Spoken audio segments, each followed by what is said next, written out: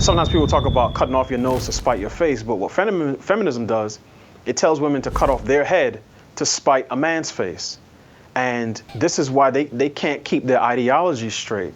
So I do think, and particularly the intersectional version of this, right? When you add black women into the mix, this is one of the things that the left is using as the tip of the spear for all of their most extreme ideologies. Black women are the face now of the LGBT movement, particularly thanks to BLM. They are always mentioned as it relates to who's going to be most impacted by abortion, right? Thanks again to the intersectional abortion activists. And it's one of these things where these women are arguing for things that are undermining their own progress in society. So whenever you read the scripture, one of the things that you'll see as a consistent theme is that the enemy always looks to trick women and kill men.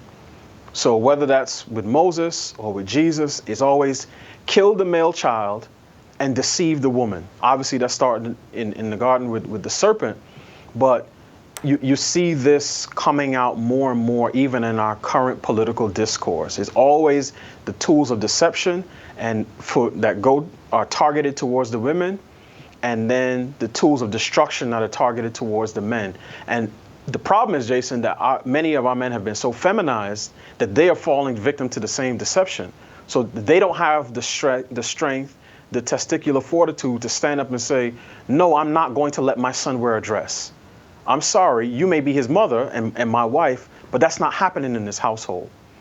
Most guys can't say that because they've spent the last generation being terrified by women. Most men are much more afraid of the woman they laid next to at night than the guy who's walking towards them on the street corner. With that guy on the street coming towards them, they may raise the fist, they may defend themselves, but when their wife or their girlfriend or whoever says, you should do this, right? I want to let our daughter wear juicy across her backside on the little booty shorts.